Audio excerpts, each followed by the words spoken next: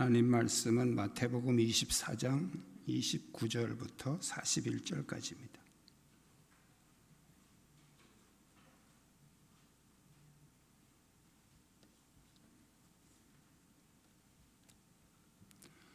마태복음 24장 29절부터 41절까지 한 절씩 교독하겠습니다. 그날 환란 후에 즉시 해가 어두워지며 달이 빛을 내지 아니하며 별들이 하늘에서 떨어지며 하늘의 권능들이 흔들리리라.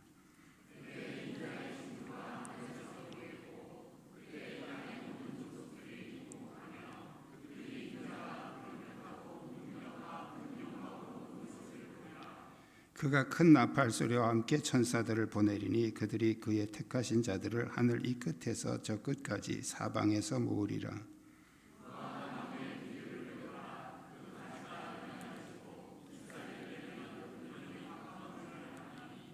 이와 같이 너희도 이 모든 일을 보거든 인자가 가까이 곧 문 앞에 이른 줄 알라.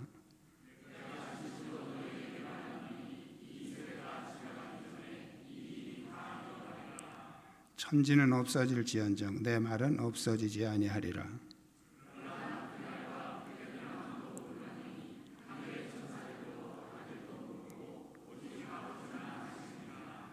노아의 때와 같이 인자의 임함도 그러하리라.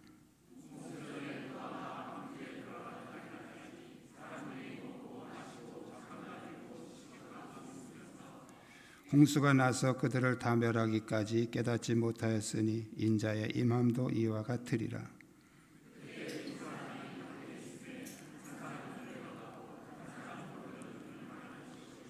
두 여자가 맷돌질을 하고 있음에 한 사람은 데려가고 한 사람은 버려둠을 당할 것이니라. 아멘.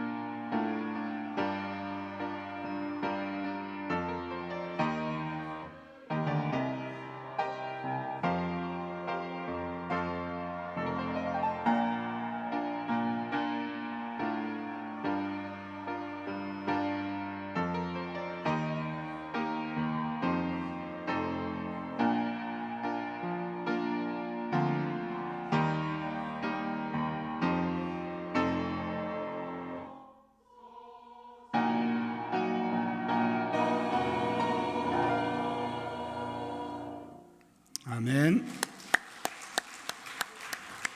감사합니다. 주위에 있는 분들과 서로 인사 나누시기 바랍니다.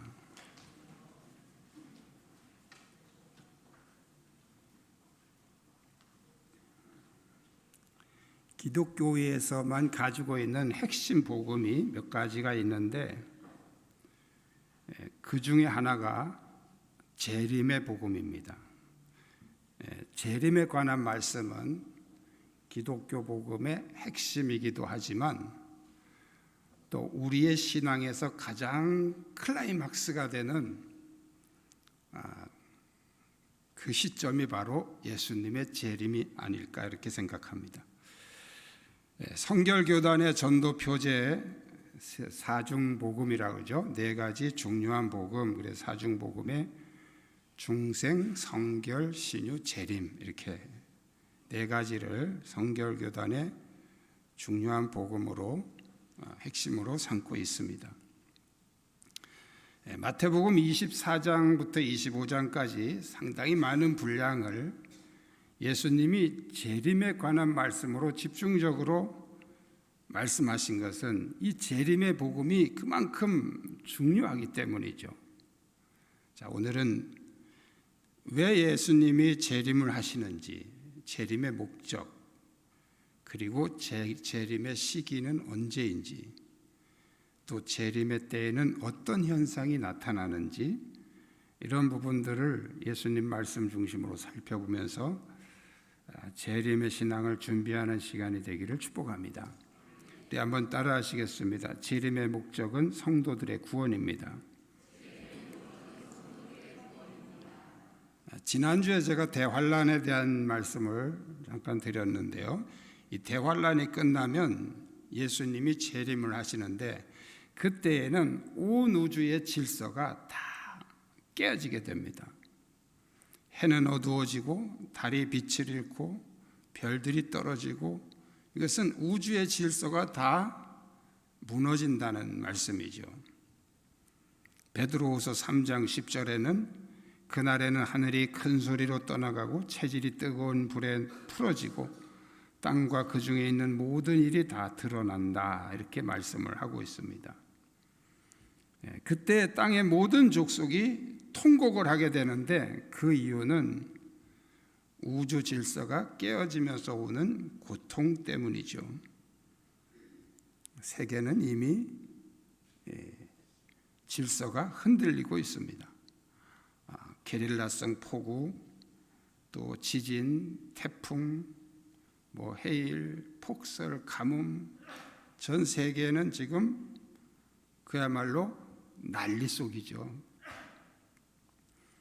우리나라도 옛날에는 지진 별로 신경 안 썼어요. 근데 요즘에는 점점 더 자주 그리고 점점 더 강하게 지진이 일어나고 있습니다. 언제 우리가 살고 있는 이 땅도 지진으로 고통을 당할지 알 수 없는 그런 위험 부담을 우리는 안고 살고 있죠. 과학은 발달하는데 과학으로 해결할 수 없는 그런 재난들이 점점 더 심하게 강하게 일어나고 있다는 거예요. 그런데 예수님이 재림하실 때에는 수습이 불가능한 이런 국제적인 재난이 임하게 되면서 주님이 구름을 타고 오신다고 말씀을 하고 있습니다. 그렇다면 왜 예수님이 이 땅에 오시는가? 왜 이 땅에 다시 오시는가? 그 목적은 바로 고난받는 성도들을 구원하시기 위함입니다. 우리 31절 같이 한번 읽겠습니다. 31절 저가 큰 나팔 소리와 함께 천사들을 보내리니 그 택하신 자들을 하늘 이 끝에서 저 끝까지 사방에서 모으리라. 아멘. 저가는 이제 예수님 말하는 거예요. 재림하시는 예수님이 천사들을 보내서 하늘 이 끝에서 저 끝까지 택하신 자들, 구원받은 자들을 모을 것이다. 이렇게 말씀하고 있습니다. 육신으로 오신 예수님은 구원의 길을 알려주시고 그리고 그 구원을 완성하시기 위해서 오셨다면 재림하시는 예수님은 그 구원의 말씀을 믿고 준비된 성도들을 천국으로 인도하기 위해서 오신다는 거예요. 할렐루야. 그 재림의 주님을 믿음으로 준비하고 기다리시기를 축복합니다. 두 번째는 따라하시겠습니다. 재림의 시기는 징조를 통해 알 수 있습니다.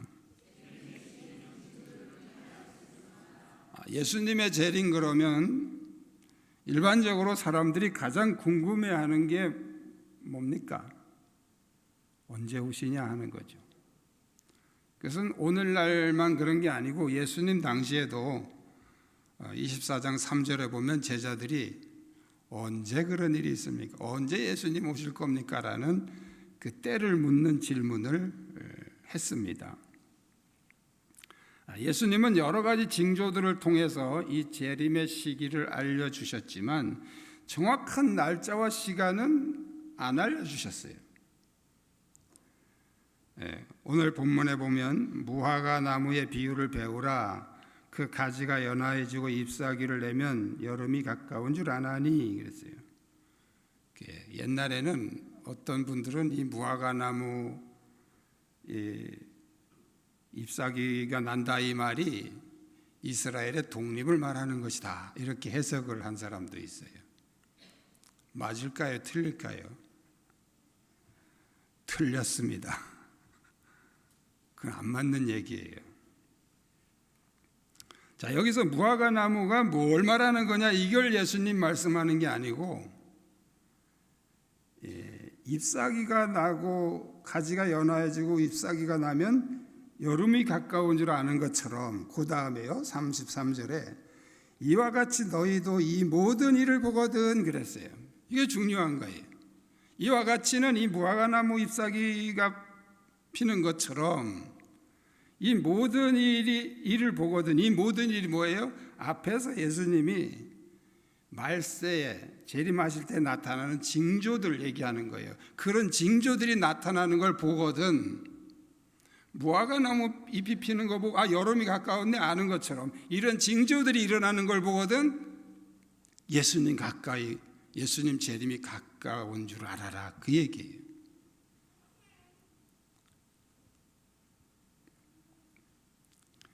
여름은 정확하게 몇 월, 며칠, 몇 시부터 여름입니까? 우리는 사계절을 지금 살고 있죠. 봄, 여름, 가을, 겨울. 그럼 정확하게 여름이 몇 월, 며칠, 몇 시부터예요?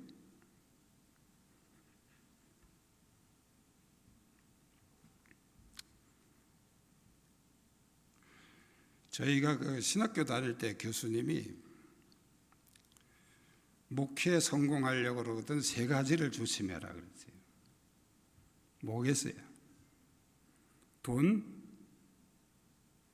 명예, 여자 이렇게 세 가지를 조심하래요.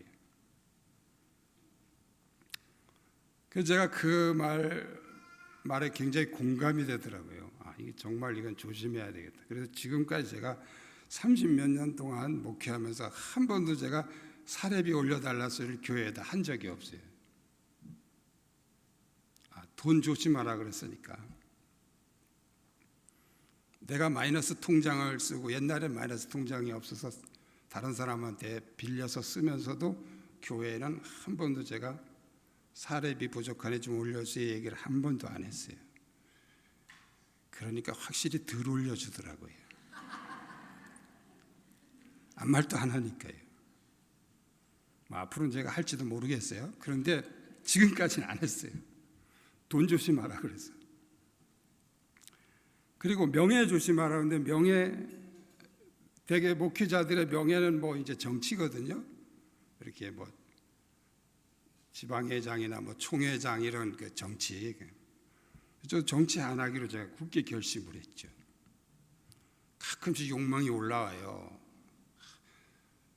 안 하니까 사실 사람들이 많이 무시하는 게 보여지더라고요. 그래도 참았어요. 세 번째 여자예요. 여자를 어떻게 조심해야 되나. 그래서 내가 여자들한테 절대 악수를 안 하겠다. 절대는 아니고 웬만하면 악수를 안 하겠다. 그러고 이제 악수를 안 했어요, 지금까지요.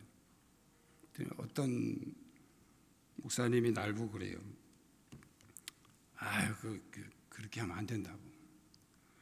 그 할머니들을 좀 이렇게 악수해주고 그러면 얼마나 마음에 위로를 받고 그러는데 그러냐고. 그래서 그 말 듣고 보니까 그 일리가 있어요. 근데 가만히 생각해 보니까 할머니가 어디부터 어디까지가 할머니인지 모르겠는 거예요. 이 할머니 손 들어봐요.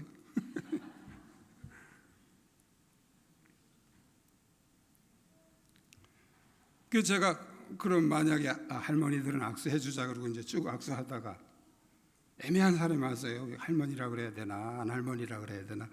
그러면 그 사람을 악수를 안 하면 상처받잖아요. 누구는 해주고 누구는 안 해주고. 그래서 아예 그냥 할머니고 뭐 애들이고 여자들은 악수 안 하겠다 이렇게 딱 제가 손을 거놨어요. 근데 가끔 이제 위로가 필요한 분들 계세요. 연세 많으신 분들 중에. 그런 분들은 제가 악수도 해주고 등도 토닥거려주고 그렇죠.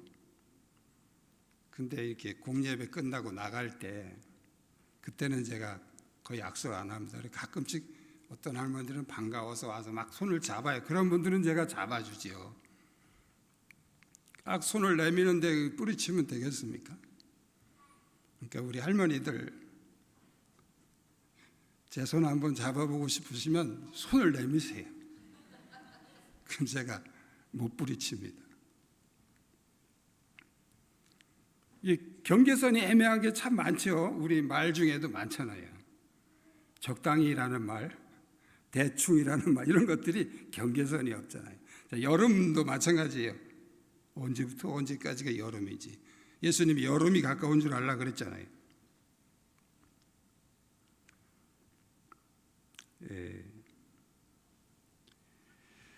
정확하게 날짜로 선을 그을 수 없다는 거예요. 예수님의 재림의 징조를 통해서 그 시기는 알 수 있지만 정확하게 그런 시간, 날짜를 정해낼 수 없다는 겁니다.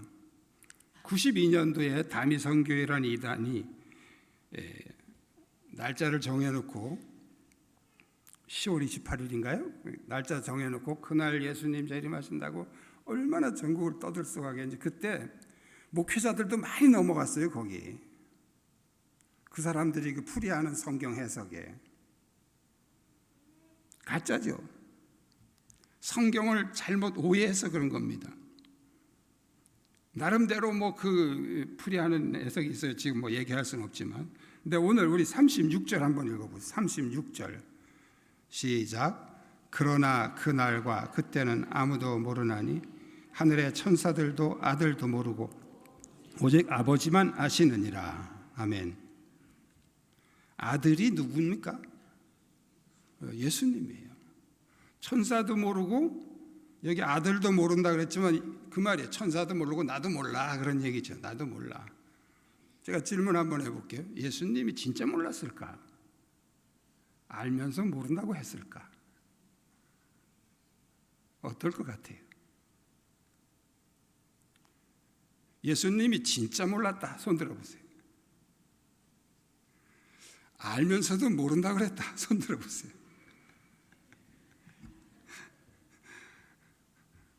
아주 쉽게 이해하기 쉽게 말하면요. 자, 아이들이 여러분에게 질문을 하는데 대답하면 아주 곤란한, 그리고 대답해주면 안 되는 질문을 해요. 그럼 그때 뭐라 그럽니까? 나도 몰라 그러잖아요. 그게 몰라서 몰라가 아니고 얘기해주면 안 되니까 신경 끊어 그 말이잖아요. 신경 끊어. 그러니까 예수님이 나도 몰라 아들도 몰라 그 얘기는 무슨 얘기예요? 그거 신경 끊어. 그거 몇 월 며칠에 오는지 언제 오는지 그거 신경 끊어. 나도 몰라. 예수님이 진짜 몰랐겠어요? 하나님이신데 왜 몰라요 예수님이. 그렇지만 지금 이 제자들에게 그 알려줄 필요도 없고 알려줘서도 안 되는 거죠. 그러니까 예수님이 나도 몰라 아버지만 아셔. 하나님께 또 넘기셨잖아요. 몇 월 며칠 날 온다. 그것을 뭐 여기 그 데살로니가에 있는 그런 말씀 뭐 이런 것처럼 그러다 막 꿰다 맞춰가지고서 해석을 해가지고 많은 사람들이 미혹을 당했었어요. 근데 이 한 구절이면 끝나요. 한 구절. 이거 오늘 36절. 아버지만 아신다고 그러는데 왜 거기다 신경을 써요? 그럼 몇 월 며칠 오실까? 그걸 왜 거기에 고민을 하고 있습니까? 그걸 가지고 고민을 하니까 이상한 계시도 오고요. 그 다미 선교육 계시 받아가지고 그런 거예요. 그날 온다고 계시 받았다고. 그게 사탄이 주는 계시죠. 왜? 신경 쓰지 말아야 될 걸 신경 쓰니까 사탄이 그런 환상을 보여주는 거예요.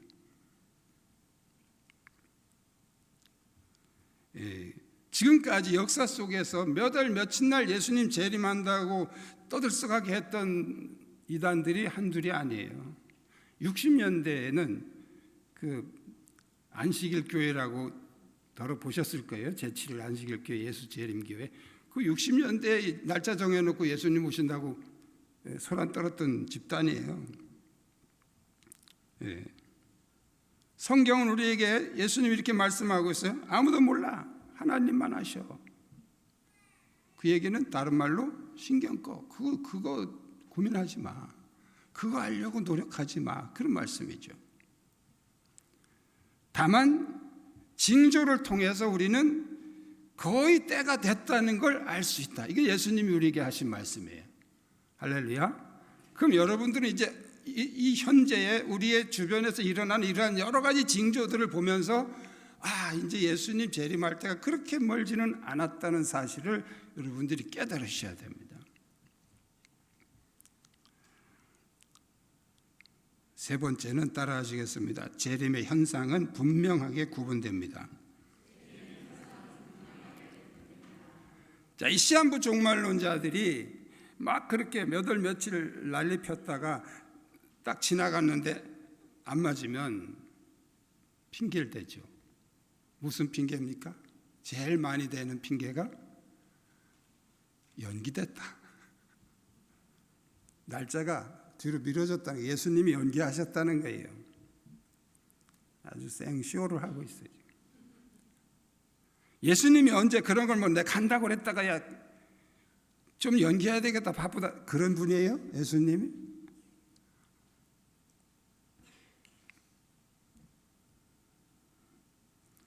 예수님은 한 번 말씀하시면 정확한 분이에요. 이랬다 저랬다 정했다가 또 미뤘다 그런 분이 아니에요. 자, 그런데 연기됐다는 핑계 말고 또 다른 핑계가 있습니다. 이미 오셨는데 깨닫지 못해서 그렇다. 이게 또 하나의 그 이단들의 핑계예요. 예수님은 그렇게 수시로 계획을 바꾸시지 않는다는 것과 또 사람들이 깨닫지 못할 정도로 그렇게 슬그머니 오시는 분이 아니다는 거예요. 30절 한번 같이 읽어볼까요? 30절 시작. 그때에 인자의 징조가 하늘에서 보이겠고 그때에 땅의 모든 족속들이 통곡하며 그들이 인자가 구름을 타고 능력과 큰 영광으로 오는 것을 보리라. 아멘. 모든 족속들이 통곡을 하며 인자가 구름 타고 능력과 큰 영광으로 오는 것을 보리라. 계시록 1장 7절에 이렇게 말씀하고 있어요. 그를 찌른 자들도 볼 것이다. 예수님을 찌른 자들도 볼 것이다. 그런데 오셨는데 못 깨달아요? 그렇게 오시는 예수님이 어디 있습니까? 자, 40절 41절에도요 두 사람이 밭에 있음에 한 사람은 데려가고 한 사람은 버려둠을 당할 것이요 두 여자가 맷돌질을 하고 있음에 한 사람은 데려가고 한 사람은 버려둠을 당할 것이니라. 두 사람이 밭에서 시퍼렇게 눈 뜨고 일하는데 갑자기 한 사람이 없어진 거예요. 두 사람이 맷돌질 할 때 맷돌질 해보신 분 계십니까 여기? 저희 어릴 때는 정말 많이 했어요. 맷돌질. 강원도에서는 옥수수로 밥을 해먹는데 이 옥수수가 알이 굵잖아요. 그러니까 어머니가 이게 옥수수를 한 바가지 퍼주면서 너희들 이거 갈아놔 그러고서 이제 일하러 가시면은 두 형제가 앉아가지고 맷돌질합니다. 밀고 땡기고 이렇게 마주 앉아가지고 밀고 땡기고, 한 사람은 옥수수를 거기다 계속 넣어요. 이렇게 그래서 이렇게 갈아가지고 부셔진 옥수수를 굵은 거 걸러내고 밑에 잔살 걸러내고 중간 크기를 가지고 밥을 합니다. 정말 맛이 없어요. 근데 북한에서는 그것도 없어서 지금 굶어 죽잖아요. 그것도 없어서. 근데 맷돌이 큰 무거운 돌이어야 이게 갈리니까 무거운 돌로 이렇게 만들어가지고 돌립니다. 오늘 본문에 두 사람이 함께 맷돌질을 하다가 두 여자가 함께 맷돌질을 하고 있음에 그랬죠. 서로 이렇게 마주 앉아가지고 하는 거예요. 이렇게. 그런데 한 사람은 데려가고 한 사람은 버려둔다. 둘이 맷돌질 하는데 갑자기 한 사람이 없어진 거예요. 어디 갔지? 이게 뭐예요? 예수님의 재림이 다 할 수 있다는 거예요. 슬그머니 일어나는 것이 아니다는 거예요. 애들이 유괴당하듯이 아무도 없는 곳에서 슬쩍 사라지는 게 아니에요.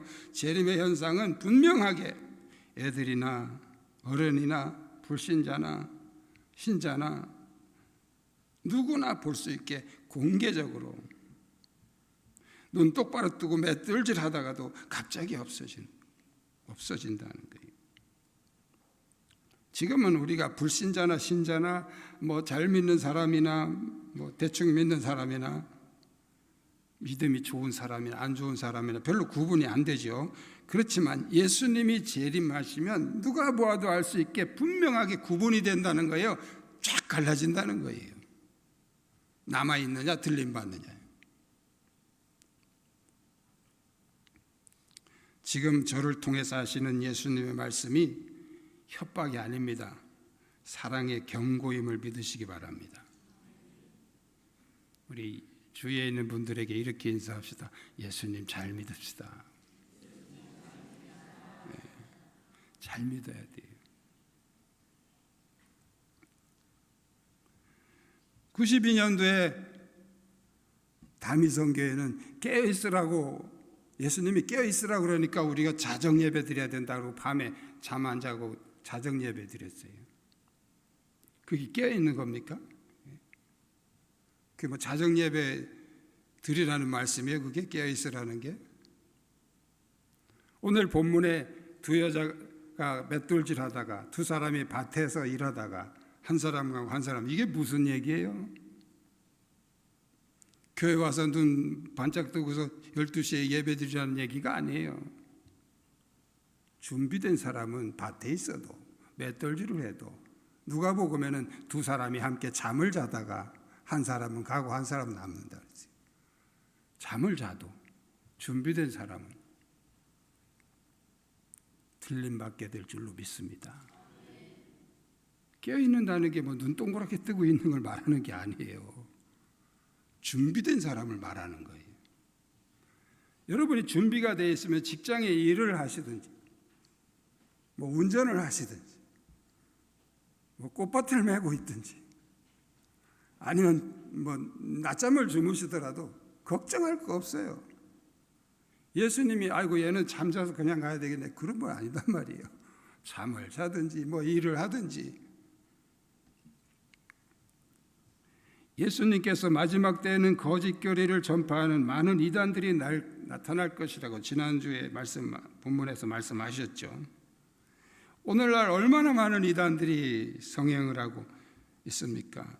이것은 바로 예수님의 예언이 그대로 이루어지고 지금 그런 징조 중에 하나로 보시면 됩니다. 신기하게도 이단들은 생기면 안 없어집니다. 교주가 그렇게 뻥을 치다가 죽어도 안 없어져요. 정말 신기해요. 그 왜 그렇겠어요? 그게 사탄이 그 세력을 잡고 있기 때문에 그런 것이죠. 특히 재림에 대한 분명한 지식을 가지고 있지 않으면 이런 거짓 교리에 많이 속게 됩니다. 특히 요즘에 여러분들 유튜브나 그 인터넷 조심하십시오. 얼마나 많은 이단들이 거기에다가 많은 그런 거짓 교리들을 심어 놓는지 몰라요.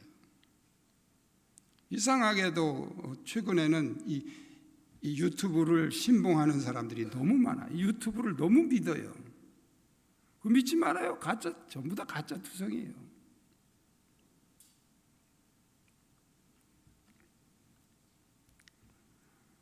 뭐 궁금한 거 있으면 저한테 오세요. 저한테 뭐 오지 않아도 돼요. 오시면 또 부담되니까. 저도 뭐 이렇게 요새 얼마나 이게 잘 돼 있습니까? 핸드폰. 문자 하기 어려우시면 전화하시면 되고 물어보면 되잖아요. 왜 그렇게 유튜브 뒤져보고 뭐 인터넷 검색해 보고서 그런 가짜 뉴스를 보고서 판단을 합니까? 목회자를 왜 세워놨어요, 하나님이? 뭐 그런 인터넷이나 보고 하면 뭐 목회자 없어도 되잖아요. 왜 세워놨어요? 여러분 신앙을 잘 지키십시오.